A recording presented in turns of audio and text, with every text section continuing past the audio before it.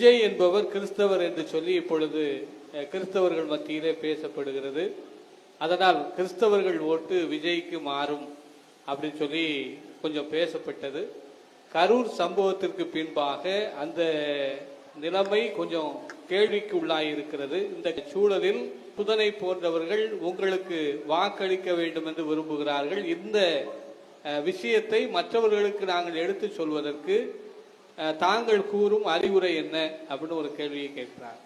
இதுல கேள்வி எழுப்பிய என் தம்பிக்கு மட்டுமல்ல, என் உயிருக்கு மேலாக நான் நேசித்து நிற்கிற என் அன்பு சொந்தங்கள் எல்லாருக்கும் சொல்லுவேன், நீங்கள் கிறிஸ்தவர்கள் என்று உங்களை உணர்வீர்களேயானால், எண்ணுவீர்களேயானால் எனக்கு வாக்கு செலுத்தாதீர்கள்.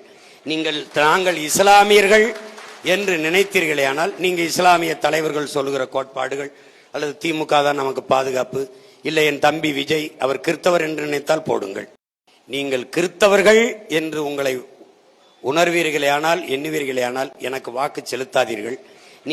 நாங்கள் இஸ்லாமியர்கள் என்று நினைத்தீர்களேயானால், நீங்க இஸ்லாமிய தலைவர்கள் சொல்லுகிற கோட்பாடுகள் அல்லது திமுக தான் நமக்கு பாதுகாப்பு, இல்லை என் தம்பி விஜய் அவர் கிறிஸ்தவர் என்று நினைத்தால் போடுங்கள்.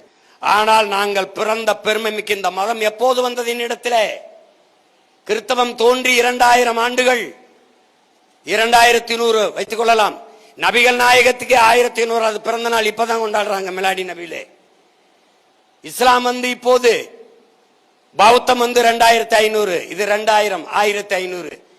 மிக முதன்மையான சமயங்கள் இதுதான். இந்த மதங்கள் எப்போது வந்தது எங்களிடத்திலே? இந்த சாதி எப்போது வந்தது எங்களிடத்திலே? ஆனால் நாங்கள் யார்?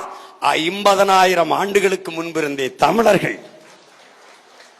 இந்த இறைவன்கள் கடவுள்கள் தோன்றினார்கள் எங்களிடம் இருந்துதான், எங்களிலே இருந்துதான். எங்களில் இருந்துதான் எங்கள் சிவன், எங்களில் இருந்துதான் எங்கள் முருகன், எங்களில் இருந்துதான் எங்கள் மாயவன். இப்படித்தான் எங்கள் இறை. சமீபத்தில் நீங்க இஸ்லாமியர் மற்றும் கிறிஸ்தவர்கள் அவதூறா பேசினதா மன்னிப்பு கேட்கணும் அப்படின்னு சொல்லி ஜவஹர்லால் வந்து ஒரு ஸ்டேட்மெண்ட். சரி, மன்னிப்பு கேட்டேன்னு வச்சுக்கோங்க, மன்னிப்பு கேட்டேன். அப்புறம் எனக்கு ஒரு போட்டுருவில்ல, சொல்லுங்க, போட்டுருவில்ல. சமீபத்தில் நீங்க இஸ்லாமியர் மற்றும் கிறிஸ்தவர்கள் அவதூறா பேசினதா மன்னிப்பு கேட்கணும் அப்படின்னு சொல்லி ஜவஹர்லால் வந்து ஒரு ஸ்டேட்மெண்ட். சரி, மன்னிப்பு கேட்டேன்னு வச்சுக்கோங்க, மன்னிப்பு கேட்டேன். அப்புறம் எனக்கு ஒரு போட்டுருவில்ல, சொல்லுங்க, போட்டுருவில்ல. சமீபத்தில் நீங்க இஸ்லாமியர் மற்றும் கிறிஸ்தவர்கள் அவதூறா பேசினதா மன்னிப்பு கேட்கணும் அப்படின்னு சொல்லி ஜவஹர்லால் வந்து ஒரு ஸ்டேட்மெண்ட். சரி, மன்னிப்பு கேட்டேன்னு வச்சுக்கோங்க, மன்னிப்பு கேட்டேன். அப்புறம் எனக்கு ஒரு போட்டுருவில்ல, சொல்லுங்க, போட்டுருவில்ல.